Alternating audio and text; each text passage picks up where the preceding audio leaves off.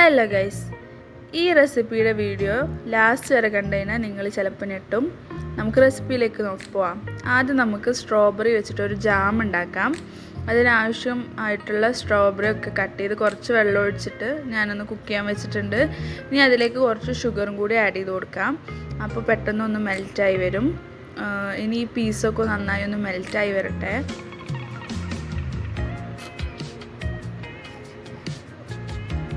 അത്യാവശ്യം ഒരു 3 സ്പൂൺ ഷുഗറൊക്കെ ഞാനിതിൽ ആഡ് ചെയ്ത് കൊടുത്തിട്ടുണ്ട്. ഒരു പിഞ്ച് ഉപ്പും ഇട്ട് കൊടുക്കണം, ഷുഗർ ഒന്ന് ബാലൻസ് ചെയ്യാൻ വേണ്ടിയിട്ടാണ്. ഇതാ കുക്കായി വരുമ്പോൾ ഇതാ നന്നായിട്ടൊരു ജാം ലുക്കിൽ വരും. ജാമിൻ്റെ ടേസ്റ്റ് തന്നെയാണ് കേട്ടോ. ഇതാ ഇപ്പോൾ അത്യാവശ്യം സെറ്റായി വന്നിട്ടുണ്ട്.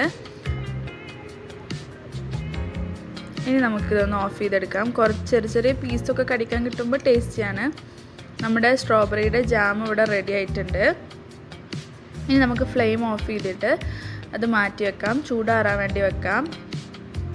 ചൂടാറുമ്പോൾ അത്യാവശ്യം തിക്കായിട്ട് നല്ലൊരു ജാമിൻ്റെ കൺസിസ്റ്റൻസിയിൽ തന്നെ കിട്ടും.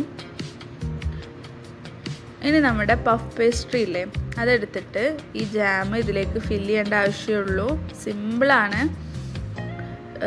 എനിക്ക് പറ്റിയൊരു ഫോൾട്ട് എന്ന് പറഞ്ഞു കഴിഞ്ഞാൽ ഒരുപാട് ഫില്ലിങ് ആഡ് ചെയ്ത് കൊടുത്തു. അപ്പോൾ അത് ഇങ്ങനെ പൊട്ടി വന്നു. അപ്പോൾ കുറച്ച് ഫില്ലിങ് ആഡ് ചെയ്താൽ മതി. ലുക്കില്ലെങ്കിലും സംഭവം ടേസ്റ്റ് തന്നെയാണ്. ഇപ്പോൾ അതിൻ്റെ ഫില്ലിങ് എല്ലായിടത്തും ആക്കി കൊടുത്തിട്ടുണ്ട്. ഇനി എഗ്ഗിൻ്റെ വൈറ്റ് വെച്ചിട്ട് ഒന്ന് ഒട്ടിച്ചു കൊടുക്കാൻ വേണ്ടിയിട്ട് വേറൊരു ലെയർ പേസ്റ്റും കൂടി ഒട്ടിച്ചു കൊടുക്കാൻ വേണ്ടിയിട്ട് ഞാനിവിടെ എഗ്ഗിൻ്റെ വൈറ്റ് ഒന്ന് സ്പ്രെഡ് ചെയ്ത് കൊടുക്കുന്നുണ്ട് സൈഡിൽ.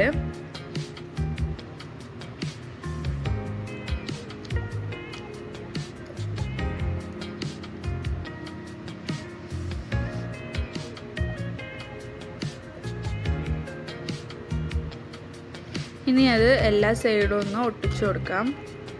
ഒന്ന് പ്രസ് ചെയ്ത് കൊടുത്താൽ തന്നെ ഒട്ടിക്കോളും. ഞാനിവിടെ ഫോർക്ക് വെച്ചിട്ട് ചെറിയൊരു ഡിസൈൻ പോലെ ആക്കുന്നുണ്ട്.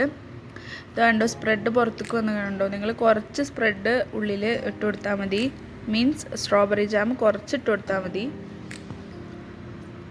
ഇനി നിങ്ങൾക്ക് ഇഷ്ടമുള്ള ഷേപ്പിൽ അത് ഫോൾഡ് ചെയ്യാം.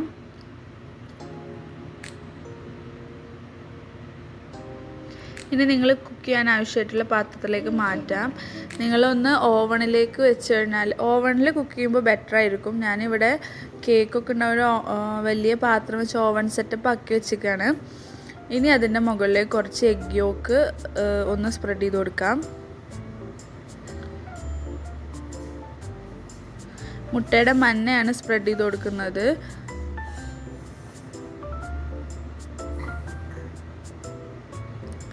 ഇനി നമ്മൾ പ്രീ ഹീറ്റ് ആക്കി വെച്ചിട്ടുള്ള ഓവൻ സെറ്റപ്പിലേക്ക് ഇതൊന്ന് വെച്ച് കൊടുത്തിട്ട് അതൊന്ന് ബേക്കാക്കി എടുത്താൽ മതി. കറക്റ്റ് ടൈം ഞാൻ പറയുന്നില്ല, ബട്ട് നിങ്ങൾക്ക് നോക്കിയിട്ട് അതിൻ്റെ മുകളിൽ നന്നായി പൊന്തി വരും, ക്രിസ്പി ആയി വരും. ആ ടൈമിൽ ഓഫ് ചെയ്യാം.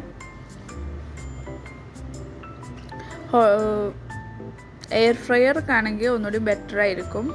ഇതാ ഇപ്പോൾ കണ്ടോ, ഫില്ലിങ് കുറച്ച് ഓവറായിട്ടുണ്ട്. പക്ഷെ ക്രിസ്പിയാണ്, ടേസ്റ്റിയാണ്. ലുക്ക് മാത്രമേ ഉള്ളൂ കുറവ്.